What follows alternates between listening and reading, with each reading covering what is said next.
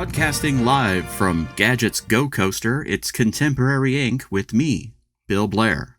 So it's been a while. It's the beginning of August 2023, and I wanted to upload more. I'd actually prepped a bunch of cards that had been showing up on Instagram and Twitter. I hesitate to throw all that stuff away because GenCon was just a couple of days ago, and I gotta say, they've blown the lid off Lorcana. It's a whole new world out there. The initial videos showed long lines, throngs of fans waiting to buy merchandise. All the stuff that's going to be available on the 18th was available. You know, play mats and cards and pins and just everything. And people were lined up out the door. I'm not at GenCon. I didn't have the luxury of going this year. And I didn't put two and two together that it was going to be a big deal. It wasn't until I started to see people breaking booster boxes on YouTube that I started paying attention. And now I'm hooked. Here's the breakdown. Each Lorcana booster box has 24 packs of cards. And each pack has 12 cards. So each one of those booster boxes comes in at 144 common cards, 72 uncommon cards, 48 rares, super rares, or legendary cards, and 24 foil cards. Individual booster packs have a manufacturer's suggested retail price, or MSRP, of $5.99 per pack. So a box has an MSRP of $144. Despite the hype, Ravensburger was selling them at retail, not making a single extra dime off the throngs of people waiting in line. When I called my local game store, however, they told me that their booster boxes were selling for $249.99 because that's what they've been pre-selling for on eBay. They're not charging MSRP. I called around, and the store in the next town over was selling them at MSRP. And my local game store told me that I was more than welcome to drive down the street and pay less there. They decided that they're going to start charging scalper prices on Lorcana because it's in such high demand.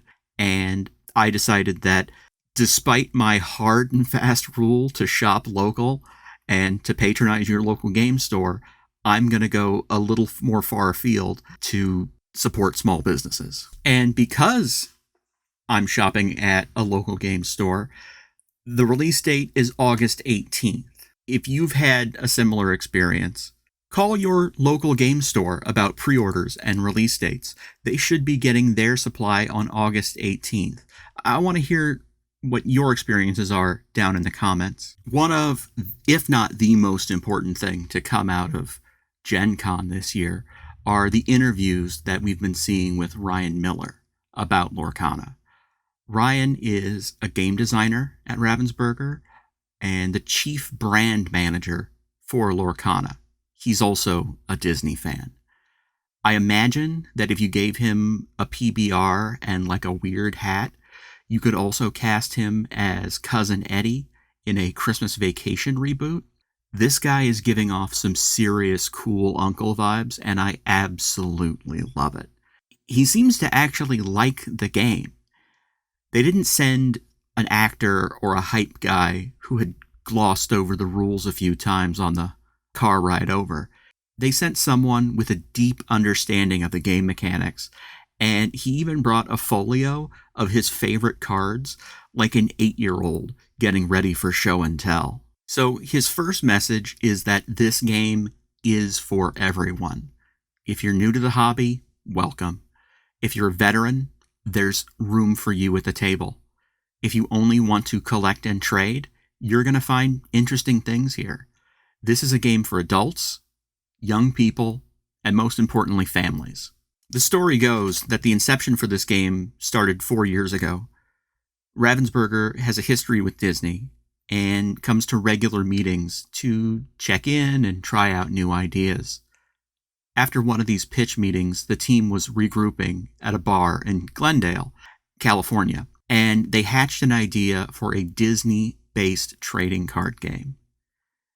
Not just for one film or one franchise, they wanted something bigger. Ryan says that only Ravensburger could pull this off, and he might actually be right.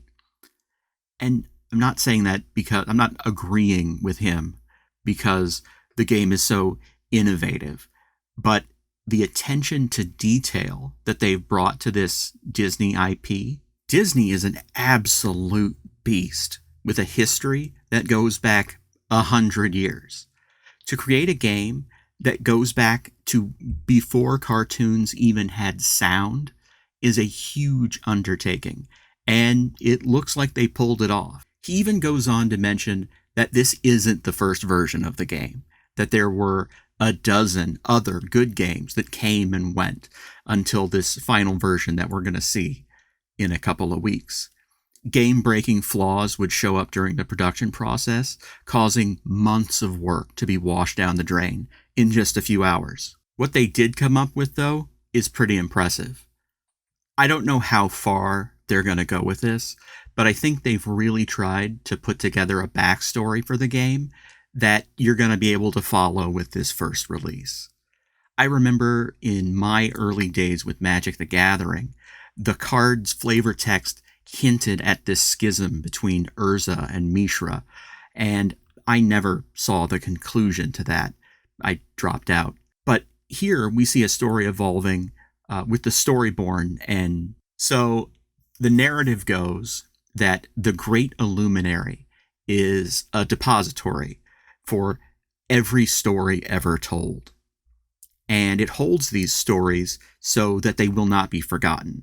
Suddenly, one day, the Illuminary is abandoned. The Lumineers that maintained it vanished, and no one knows why. The Illuminary itself calls out to the people of our realm, the players, for help. Those who answer the call are transported to the Illuminary, where they learn the magic of Lorcana. This magic uses ink to summon glimmers of characters from Disney stories. A glimmer is a magical snapshot of a character that exists from a singular moment. Originally, they were used to better understand stories and where they came from, but now they will aid you on your quest. This is adorable, and I love it. It's convoluted enough that you can twist it into a million different variations, but simple enough that it can be described in a single paragraph. You're not going to need the trade paperback to figure this one out.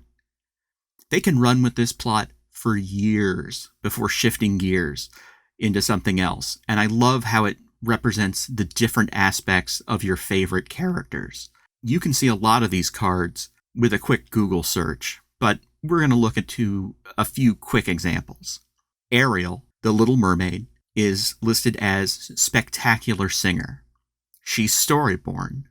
She's presented from that moment in the film that we're all familiar with, where she sings with her fish friends. You know this version of the character. You can empathize with her position in that exact moment, and her ability to sing lets her use song cards that would be normally above her ink cost. She even searches the deck for song cards when brought into play. The theming is intense here. I grew up and was lucky enough to be a young person during what's widely referred to as the Disney Renaissance, and The Little Mermaid was right in the beginning of that. So I've seen this film, and you probably have too. Drawing on these very familiar moments of Ariel are welcoming. People that want a direct one-to-one representation of their favorite films with the cards that they can play with are going to get everything they want here. If you want to build a princess deck with all your favorite princesses, you can do it. On the other hand, we have Scar, villain from The Lion King, fiery usurper. This Dreamborn version of Scar is literally made out of lava. I'm not exaggerating. he's made from liquid stone. This didn't happen in The Lion King. There's no room for it in that movie. This Dreamborn character is literally that, a figment of fancy. His craggy skin and glowing claws have never existed in Disney before. You're seeing it for the very first time. I imagine building an entirely Dreamborn deck, something pulled from the depths of Walt's fevered imagination.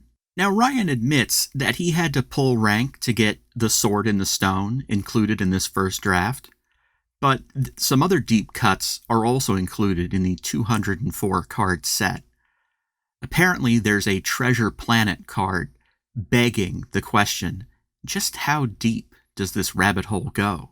We've seen Steamboat Willie, but what about Maggie from the 45th Disney animated film Home on the Range? When will she mosey on over from the Dixon Ranch? Another bold move they've made here is to print foil cards for every card. If you want to collect all 204 cards in regular or foil, you can do it. You can build a deck that's nothing but foil cards. In multiple interviews, Ryan jokes about blinding your opponent with a playmat full of foil cards. Someone at Ravensburger thought that was hilarious and feeds into the dad joke vibe that he's giving off. By introducing so many foil cards, they offer something for everybody. Because there are so many glimmers of each character, they can be placed all over the rarity scale. We've already seen the collectability of rare Elsa cards. It would be a shame for such a popular character to be locked behind a $5,000 play wall. There is without a doubt an Elsa card for everyone, or an entire Arendelle deck if you want. I know what people collect with Pokemon, and it's mostly holo cards. But what if your favorite Pokemon isn't Charizard?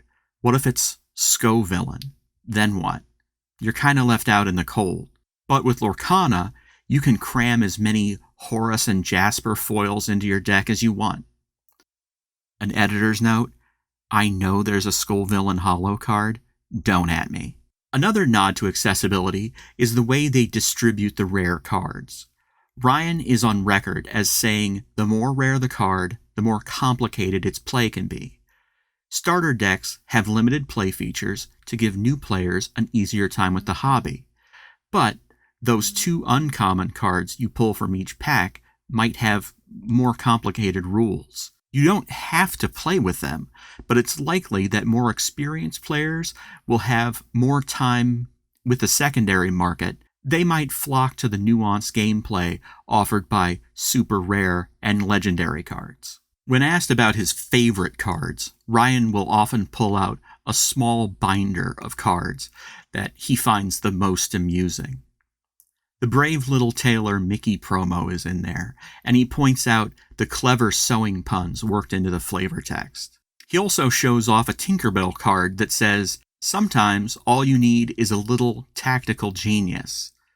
This Dreamborn Tinkerbell is dressed in tiny armor cobbled together from Wendy's sewing kit, and her power is to exert herself and to draw a card, then discard a card. This powerful ability from a common lets you swap out garbage for something fresh, or take a chance that you might get something better from the top of your deck early in the game. A lot has been said about how great these cards look, but seeing the card box breaks the last few days has been amazing. Each pack comes with a foil card, and the foil application is next level. I was talking about Ravensburger's attention to detail earlier, but what they've done with these 204 foil cards is stunning. It's hard to get a real sense over a YouTube screen, but the locations and color that they apply the foil to speaks to the craftsmanship that's going on here. It'll be a few weeks before I can get to my pre-orders to see for myself. I'll let you know how it goes. The Pringles chip effect you've seen on Magic cards has been mitigated by a cold foil process that, I'm told, reduces curling and increases the creative freedom when it comes to foil application. It's good to know that they've been listening to the community and taking notes about the things that we value. On that note, I'd like to address the rampant speculation in the secondary market. I told you that I had an uncomfortable conversation with my local game shop, but that attitude is not just living down the street from my house. It's on eBay, Mercari, and likely your local game store. Some people see the financial gains that can be made on the backs of people's fandom as an invitation to make a quick buck. A 1998 Pokemon Core Booster Box sells for about $15,000 right now. But in 1998, it had an MSRP of $90. There was a series of games on the Game Boy, a TV show, a flood of merch from Japan, and 25 years later, we can say that the Pokemon card game was a hit. It's easy to understand why people would want to be the beneficiary of those same kinds of gains from Lorcana. I think what they fail to understand is how Pokemon, despite enjoying huge popularity in Japan, was almost unknown in the United States in 1998.